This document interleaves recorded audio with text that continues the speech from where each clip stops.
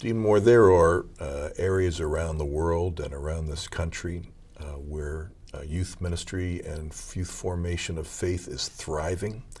And there are Bible colleges and seminaries where young people or people of any age are excited about calls to youth ministry and opportunities for formation. But we both know that at least in the Northeast and at least in some schools, it's very unusual for a divinity school student or a seminary student to discern a call to youth ministry or to feel passionate about youth ministry or to feel they can make a career in youth ministry. And there are a shrinking number of churches in some parts of our country, at least, that can resource fairly compensation for youth ministers.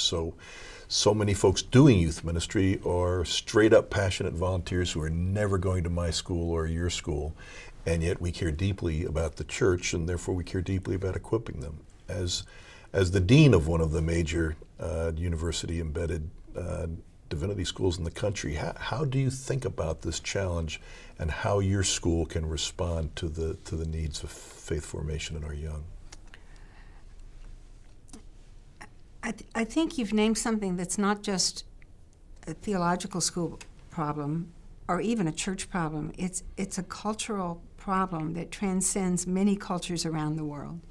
And it has to do with the ignoring or belittling or not taking seriously young people. And in that kind of a culture, we can't expect churches to want to pour lots of money into youth ministry. And youth ministry in most churches, this includes at least most mainline Protestant churches, and I would say many Roman Catholic dioceses and many Orthodox dioceses and so forth. I think that most churches don't see that as a top priority. So the question's really hard to answer. I think Yale is answering it by this project, and I think it's a fabulous project. Not every seminary should do this project because you're doing it. That's part of the answer, is that we need to find what we can do, and we need to build on one another and share with one another. That's one. But another thing, we have to laugh and celebrate when someone falls into youth ministry by mistake. Someone who didn't intend to do it, who thought it was kind of a lowly task, but ended up doing it because it was nothing else to do and ended up loving it, which happens a lot. And that means that theological schools and churches and other bodies need to provide education and encouragement for volunteers, for people who fall into youth ministry, even in all different forms and so forth. So that's another thing. That's often lifelong learning and not necessarily education in the midst of a 3-year Master of Divinity degree. But I'm conscious in Boston that one of the things we can do is to engage young people, engage seminarians with young people who are doing significant work in the community. So we have some churches in Boston who do incredible things with young people. And we have social service agencies that do the same. So we have a Lewis Brown Peace Institute that was actually initiated by a woman whose son was killed in the crossfire of 2 gangs. Ironically, the day he was killed, he was on his way to a meeting of young people. He was African American, a meeting of young people in his school who wanted to figure out ways to slow down and end gang activity. So he was passionate about ending gang activity, and his own life was ended by it. His mother struggled with that, lived in depression for a number of months after that. And she mentioned it to her priest after a period of talking with him a lot. And he said, you know what? You've mourned, and it's time to continue mourning, but to do something about it.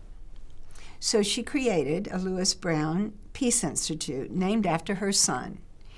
And this institute does street graves, funerals, support for families whose children are killed, not just in gang violence, but street violence, accidents of any form of death.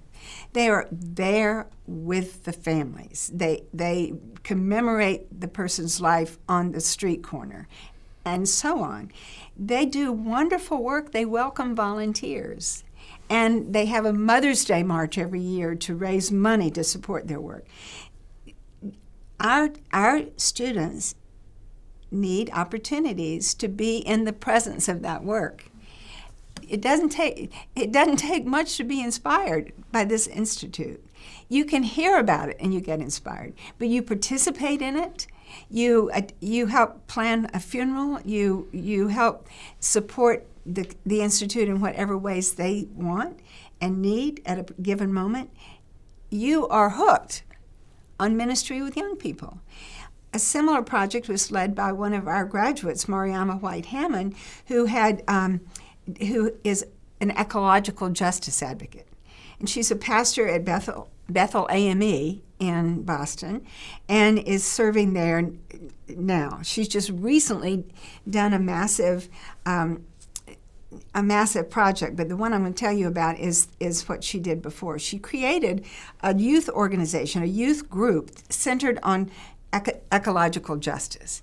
And this group was out there on the streets. They were campaigning in the legislature. They were marching. They were communicating with people in their congregation and neighborhoods about how people could live more sustainably and so on. Again, this is happening right in Boston. And every city, every small town has something of this sort going on. So why not give seminarians a chance to be part of that, to hear about it, to experience it on immersion trips, on internships, and in all kinds of other ways. So I think the biggest task we have is to get people hooked on youth ministry and do it in the ways that are available in our own immediate communities.